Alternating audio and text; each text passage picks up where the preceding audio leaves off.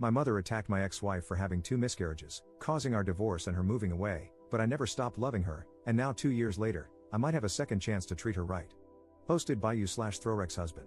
I, 28M, used to be married to an amazing woman, 24F. We divorced 2 years ago after dating for 1 year and being married for 3. She was, and still is, the love of my life, and our divorce is my biggest regret. The main reason for our divorce was my mother, who was a nightmare mother-in-law. I foolishly allowed her to interfere in our marriage and mistreat my ex-wife by constantly criticizing her. While I never called my mother to complain about my ex or sided with her against my ex, I should have enforced strict boundaries as soon as I realized she was a problem for us.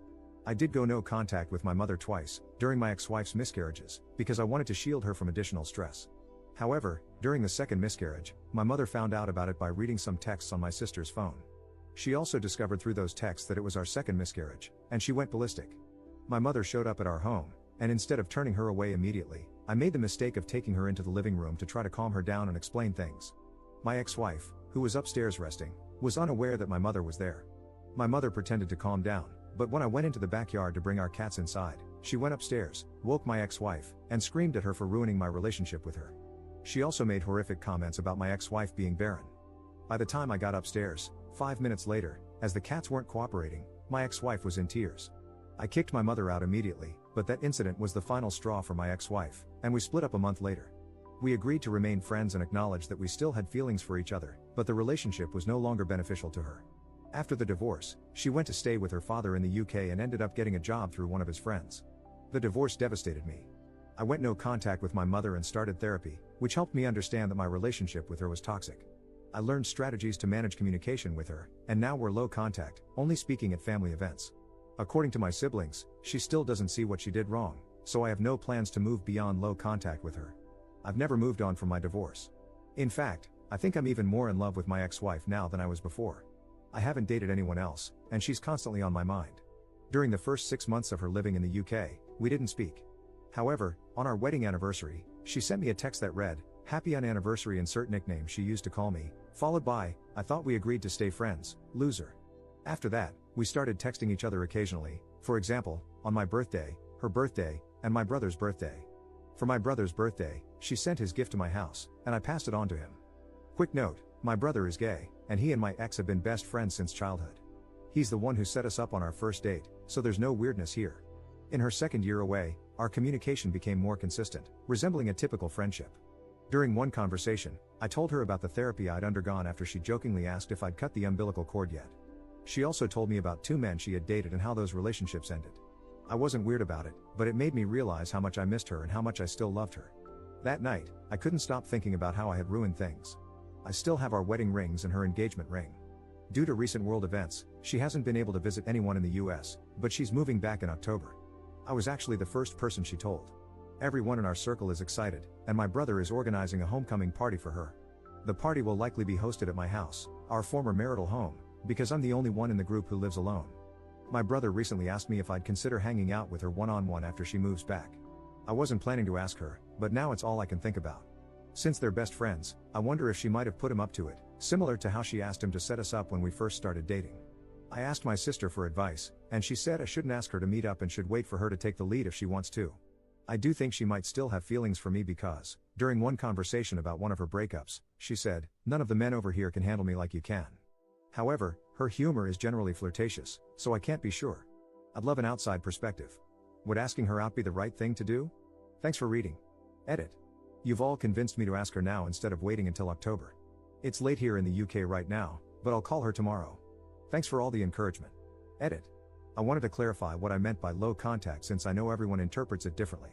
The low contact I have involves only saying happy birthday to each other in the family group chat. We're never the first to say it to each other, and the conversation doesn't go beyond that point. Whenever she approaches me at family events, which doesn't happen often anymore, she usually asks how I am and for updates on my life. I give her one-word answers and greyrock the rest.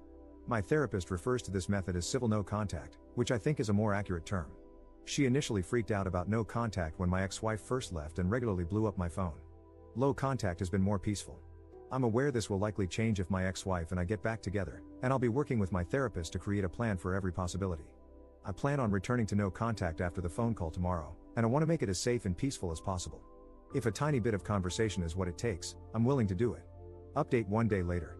I asked if she'd like to come out to dinner with me when she gets back. She said yes. She even asked me what took me so long to ask, Lamau. She told me that if I hadn't asked her by the week before her return, she would have asked me out herself, so thank you guys so much for pushing me to call her. I feel like me making the first move is more meaningful, especially since I was the one who ruined our marriage. I'm literally on cloud 11 right now.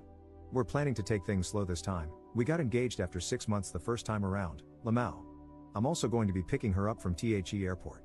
Should I bring her flowers? I also spoke to her about my mom. She was aware of the civil no contact arrangement I had, and she said she didn't mind if I kept it, but I made it clear that I don't want to anymore. I've only been tolerating my mom's presence for the sake of my siblings and their children at events, but I've decided to stop attending those events and instead celebrate important occasions with them separately. I'm hoping my nieces and nephews will harass my siblings about me being missing from their birthday parties so much that my siblings uninvite my mom, Lamau. I know I'm their favorite uncle. I apologized to her profusely, but she said she'd hang up if I kept apologizing, so I had to stop. I know this is just the beginning, and more apologies will definitely come as we start unpacking our failed marriage, so I'm trying not to max out her apology acceptance capacity just yet. She's also agreed to start couples counseling with me when she gets back.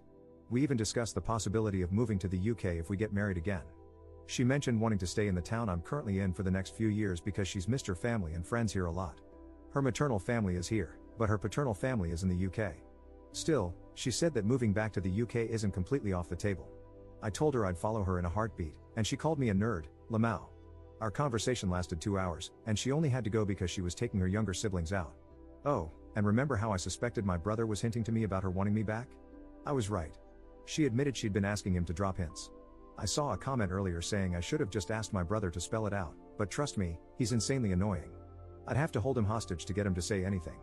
I know there's so much more to discuss in the month before she returns, and I'm putting together a priority list. Dealing with my mom is at the top of it. I told my ex-wife I wanted to sell the house so my mom wouldn't have my address, and I swear she wanted to reach through the screen and choke me. She loves the house and said I can't list it or even talk to a real estate agent until she gets a chance to look around again. Of course, I'm happy to oblige my queen. I also saw comments saying I shouldn't send my mom that email, the one explaining my boundaries and the consequences of breaking them. Since my ex-wife doesn't want to leave this town for the near future, and given how small the town is, it's likely my mom will run into us, either together or separately. I already run into my mom at least once a week, and we just ignore each other. I'd hope she has the decency to keep it that way, but she can't be trusted. If she crosses the line, I'm prepared to take legal action. Any advice on this is welcome. For now, my plan is to attempt total no contact in the month before my ex-wife returns. There are 4 family birthdays coming up, so it's the perfect time. My absence at all 4 events will definitely be noticed, and I'll get to see my mom's reaction. I'm also considering asking my brother and sister to sit her down and tell her not to bother me anymore, that I've decided to go fully no contact. I know some of you are mad at the civil no contact I've been doing, but it's helped me maintain the peace I needed for the past 2 years. However, I understand that everything will be different when my ex-wife is back. Thank you all so much. You're all invited to our second wedding. Edit. She found this post on Best Redditor Updates, Lamau. She called me a total nerd. She also wants me to thank you all for convincing me to call her instead of waiting until October. And she told me to call her my girlfriend instead of my ex-wife, so that's what I'll be using from now on. Edit. I'm fully aware that my mom is racist. By closet racist, I meant someone who's kept it hidden effectively for so long. She's also just a complete weirdo in general, so there are multiple reasons why she doesn't like my girlfriend and my brother's boyfriend beyond race. She hates my girlfriend because of her messed up family background and her miscarriages, in addition to race.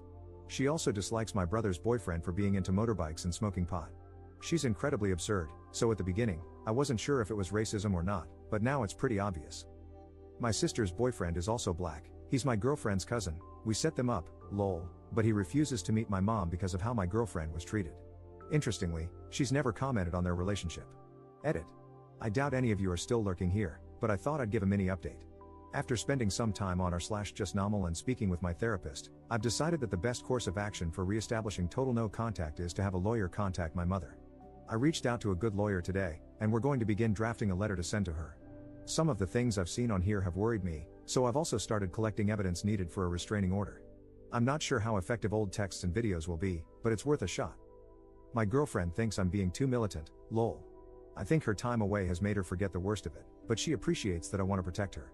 For clarification, since some of the comments seem to assume otherwise, we are not moving in together. My mother does not know the address of where my girlfriend will be living. Second update 1 week later. Success. I posted here a while ago asking for advice on keeping my mother away as my ex-wife, now girlfriend, returns to the town we live in. I'll be referring to her as my girlfriend for the rest of the post. I decided the best course of action was to have a lawyer contact my mother. The lawyer sent her a simple letter explaining that he was representing me and advising her to stay away, while also warning that I would take legal action if she didn't comply. The lawyer said he had to provide a reason for the letter, so it briefly mentioned that I had entered a romantic relationship and didn't want her involved due to her past behavior. It did not specify that I had gotten back with my ex-wife. This sparked a whole fight with my parents and older siblings. My dad even showed up at my house to argue with me. He kept going on about how hurt my mother has been during the 2 years I've been mostly no contact with her. There was no mention of what she had done to me and my girlfriend. I like my dad, but he's a complete pushover who does whatever my mother wants. I didn't tell him I was back with my girlfriend, but I did tell him flatly that my mother's insane behavior during my marriage is why I want nothing to do with her now. He pulled the classic "she's your mother, she loves you, and you're really hurting her" argument, but I didn't back down. I explained that because the town we live in is so small and I already run into her regularly, there's a high chance I'd run into her while I'm with my girlfriend. I told him I didn't want her to lose control, so having a lawyer warn her was the best way to avoid escalation. I made it clear that the ball is in her court. If she respects my no contact, then this won't need to go further, and we can all live peaceful lives. Eventually, my dad agreed with me. Before he left, I also told him never to show up at my house unannounced again. He promised to explain the situation to my mother and tell her that if she behaves, I won't take legal action. My older sisters have all called me to insult me, but I sent them the same text telling them to mind their own business, and the harassment stopped. It's been a day since all this happened, and my father said my mother agreed to leave me alone. While I can't completely trust her word, it's a start, especially since last time I tried to establish no contact, she went off the rails. I've already spoken to a realtor about getting my house on the market by mid-October. I'd like to sell it sooner, but my girlfriend wants to have a look around first, so I'm waiting. I plan to move to a neighboring town where I can keep my job, see my friends, and stay in touch with the family members I'm close to.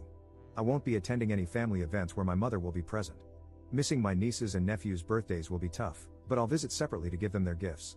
So far, so good, it's been a tentative success. There's still a month before my girlfriend returns, so I have time to handle any issues that might come up before then. To clarify, my girlfriend won't be moving in with me, and my mother doesn't know where she'll be staying. Here's to more successes. Third update 1 month 1 week later. Hello, everyone. Sorry for keeping you all waiting. My girlfriend has been back for a week today, and it's been the best week of my life. I picked her up from the airport last Saturday. I brought her a gigantic bouquet of daffodils, and we both cried, lol. Seeing and hearing her again in person was so surreal because I'm so used to speaking to her over video calls. Her accent has become more British now, and it's so cute. The drive back to our town was challenging because I had to keep my eyes on the road, but I wanted to look at her the entire time. We had the homecoming party at my place, our old marital home, on Sunday, and it was amazing. It felt just like old times when we were still married and hosted our friends.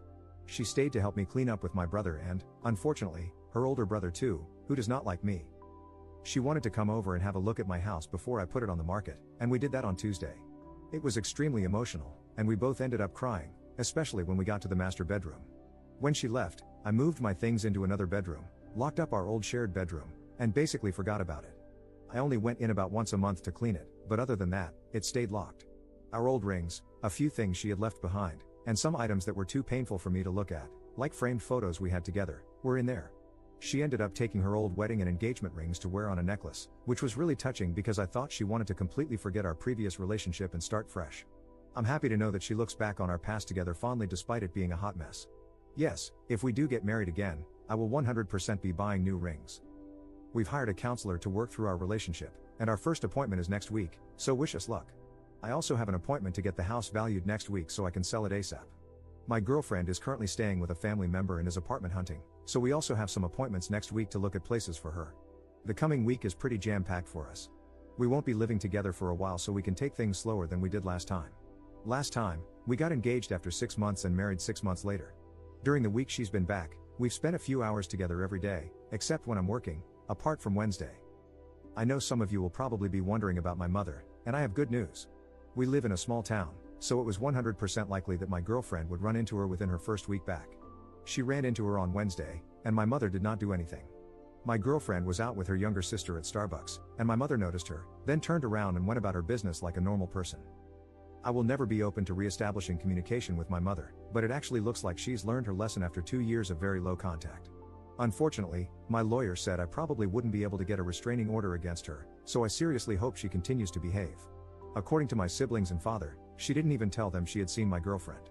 I need to clarify that my mother does not know we are back together, and I'm hoping to move to the next town over to keep it that way. Once again, thank you all for your support and encouragement. I will be eternally grateful that you convinced me to ask her out back then instead of waiting until now. She wants me to thank you all too. You're all awesome. Comment update 4 months later. We moved in together. My girlfriend couldn't find an apartment she liked, so we decided to live together again. Other than that, there are no new developments.